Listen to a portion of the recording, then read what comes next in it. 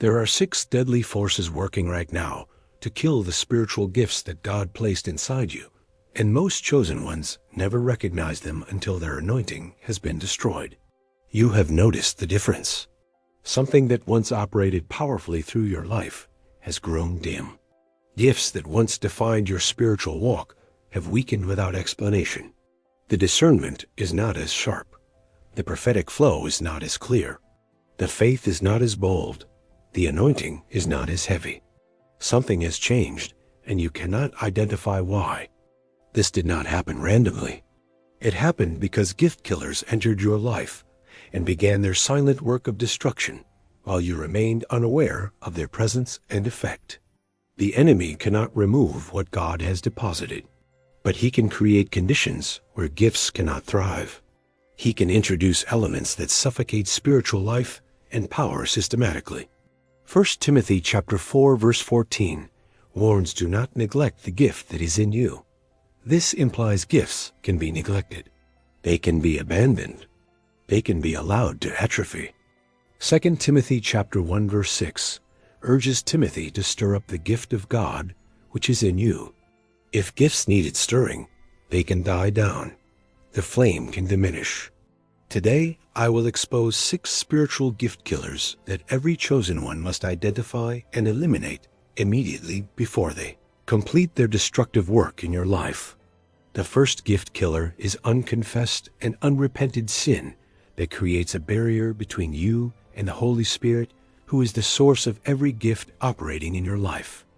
Isaiah chapter 59 verses 1 and 2 makes the connection clear. Your iniquities have separated you from your God. Your sins have hidden his face from you so that he will not hear. Sin creates separation. When you harbor unconfessed sin, the channel through which gifts flow becomes clogged. The signal weakens. The connection is disrupted. Power diminishes. The Holy Spirit is holy. He does not depart from believers who sin, but he can be grieved to the point where his manifest activity significantly decreases in your experience. Ephesians chapter 4 verse 30 commands, do not grieve the Holy Spirit of God, by whom you were sealed for the day of redemption. Grieving the Spirit affects his operation. When you grieve him, he does not leave, but he may grow quiet. His gifts may grow dim. His power may become less evident. Your spiritual effectiveness suffers measurably. Many believers wonder why their gifts stopped working while they are living in secret sin they have never brought to the light. The sin is killing the gift from within. Psalm 66 verse 18 says, if I regard iniquity in my heart, the Lord will not hear. Regarding means cherishing, holding on to, refusing to release. This blocks spiritual power. The solution is immediate and thorough confession. 1 John chapter 1 verse 9 promises that if we confess our sins, he is faithful and just to forgive and cleanse us completely. Do not wait another day. Bring every hidden sin into the light. Confess specifically. Repent completely. Let the blood of Jesus cleanse the channel so power can flow freely again. The second gift killer is bitterness and unforgiveness that poison the heart and create toxic conditions where spiritual gifts cannot thrive or operate with their intended effectiveness. Hebrews chapter 12 verse 15 warns against a root of bitterness springing up, causing trouble by which many become defiled. Bitterness does not stay contained. It spreads and defiles everything. When you hold unforgiveness against someone who wronged you, that bitterness becomes a spiritual toxin that poisons everything it touches, including your spiritual gifts and anointing. Jesus made an alarming connection in Mark chapter 11, verses 25 and 26. When you stand praying, forgive if you have anything against anyone, so that your Father may forgive you. Unforgiveness blocks the prayer channel. If your prayers are hindered, your gifts are hindered, because gifts operate through the same spiritual connection that prayer requires to be effective. Many believers with once powerful gifts are now spiritually impotent because they are holding grudges against people who hurt them years or even decades ago. The poison still works. Bitterness feels justified. The person genuinely wronged you. The pain was real, The injustice was undeniable. But holding on to it hurts you infinitely more than it hurts them. Forgiveness is not saying what they did was acceptable. Forgiveness is releasing them to God so that you can be released from the prison that bitterness has built around your soul. Make a list of everyone you hold unforgiveness against. Pray through each name deliberately. Release them by the power of Christ's forgiveness. Let the poison drain so gifts can revive. The third gift killer is prayerlessness and neglect of intimate communion with the Holy Spirit, who is the source and sustainer of every spiritual gift operating in your life. Gifts flow from relationship. The Holy Spirit does not simply give gifts and walk away. He maintains them through ongoing communion. When communion breaks down, gift operation deteriorates noticeably. 1 Thessalonians chapter 5 verse 19 contains a simple but devastating command. Do not quench the Spirit. The word quench means to extinguish, to put out, to suppress. You quench the Spirit through neglect. You quench him by ignoring his prompts. You quench him by filling your life with so much noise that his voice is completely drowned out. Many believers who once had powerful gifts slowly drifted away from prayer. Life got busy. Responsibilities multiplied. The prayer closet gathered dust, and the gifts followed into dormancy. Jude verse 20 says, building yourselves up on your most holy faith, praying in the Holy Spirit. Praying in the Spirit builds you up. Neglecting prayer tears you down spiritually. Your gifts need the environment of prayer to thrive. They need the atmosphere of worship to strengthen. They need the discipline of waiting on God to sharpen and mature. Return to the place of prayer. Rebuild the altar that has fallen into disrepair. Reignite communion with the Holy Spirit. Your gifts will respond as the relationship is restored fully. The fourth gift killer is pride that causes you to take credit for gifts that came entirely from God and were never meant to bring glory to yourself, but to Him. James chapter 4 verse 6 says God resists the proud, but gives grace to the humble. When God resists you, your gifts stop working because they operate entirely by His grace. Pride says, look what I can do. Pride says I have this gift because I am special. Pride uses spiritual gifts to build personal platforms rather than to serve others. When Uzziah became strong, his heart was lifted up to his destruction. 2 Chronicles chapter 26 verse 16 records that his pride led him to presume on holy things. God struck Uzziah with leprosy. The gift of leadership that had made him great was removed through the pride that greatness produced. Success became the seed of his destruction. 1 Corinthians chapter 4 verse 7 asks, what do you have that you did not receive? And if you did receive it, why do you boast as if you did not? Every gift is a gift. You did not earn it. You did not create it. You did not deserve it. It was grace deposited into an unworthy vessel for purposes far beyond yourself.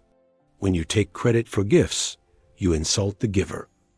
When you use gifts for self-promotion, you corrupt their purpose. And God will resist you until genuine humility returns. Cultivate a heart of gratitude that constantly acknowledges God as the source of every ability. Deflect praise upward. Use every opportunity to point people to Jesus rather than yourself. The fifth gift killer is fear that paralyzes you from stepping out in faith and actually using the gifts that can only develop through practice and obedient exercise. 2 Timothy chapter 1 verse 7 says God has not given us a spirit of fear, but of power and of love and of a sound mind. Fear is never from God. Yet many believers with genuine gifts never use them because they are afraid of failure, afraid of rejection, afraid of looking foolish, afraid of getting it wrong publicly. The parable of the talents in Matthew chapter 25 reveals a servant who buried his talent because he was afraid. His fear led to the removal of what he had. The master called this servant wicked and lazy. Fear that prevents obedience is not humility. It is disobedience dressed in spiritual language. It is rebellion disguised as caution. Gifts develop through use. Muscles grow through exercise. Skills sharpen through practice. If you never step out, you never grow. Your gift remains stunted and eventually atrophies. Romans chapter 12 verse 6 says, having gifts that differ according to the grace given to us, let us use them. Using is commanded. Burying out of fear is condemned. You will make mistakes as you learn to use your gifts. You will miss it sometimes. You will get it wrong occasionally. But failure in faith is better than success in fear. Take risks in obedience. Step out when the Spirit prompts. Speak when He says speak. Pray when He says pray. Let faith overcome fear and watch your gifts come alive.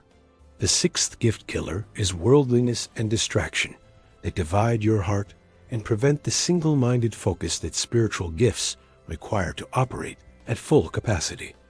James chapter 4 verse 4 warns that friendship with the world is enmity with God. Whoever wants to be a friend of the world makes himself an enemy of God. The world system operates on principles completely opposite to the kingdom of God. The more you align with worldly values, the less capacity you have for spiritual gift operation. 1 John chapter 2 verses 15 through 17 commands, do not love the world or the things in the world. If anyone loves the world, the love of the Father is not in him. Many believers have so filled their lives with entertainment, social media, material pursuits, and worldly ambition that there is no room left for the spiritual realm to thrive. Their minds are cluttered with content that opposes spiritual sensitivity. Their time is consumed by activities that produce no eternal fruit. Their hearts are divided between two kingdoms. Matthew chapter 6 verse 24 says, no one can serve two masters. You will hate one and love the other. You will be devoted to one and despise the other. A divided heart produces diminished gifts. You cannot serve God wholeheartedly while chasing the world passionately. Something has to give. Usually it is spiritual power that suffers. Examine your consumption. What are you watching? What are you listening to? What occupies your thoughts? What consumes your time? Is there any space left for the Spirit to operate? Create margin for the spiritual. Fast from entertainment. Reduce screen time. Simplify your schedule. Make room for prayer, worship, and waiting on God. Your gifts will respond to focused attention. These 6 gift killers share one common characteristic. They are all choices you make. You choose to harbor sin or confess it. You choose to hold bitterness or release it. You choose to pray or neglect prayer. You choose humility or pride. You choose faith or fear. You choose focus on God or distraction by the world. Your choices determine your gift's vitality. The good news is that dying gifts can be revived. Neglected gifts can be stirred up. What has been smoldering can be fanned into flame again through repentance and intentionality. 2 Timothy chapter 1 verse 6 uses the image of fanning into flame. The fire still exists. The gift is still present. It just needs oxygen through deliberate action. Ask the Holy Spirit to reveal which gift killers have been operating in your life. Write them down specifically. Repent of each one. Take practical steps to eliminate them completely. Then begin to exercise your gifts again. Step out in faith. Pray for people. Speak words of encouragement. Listen for the Spirit's voice. Use what God has given you. Your gifts are too valuable to let die. The world needs what God put inside you. The church needs your contribution. Rise up and eliminate every gift killer stealing your destiny.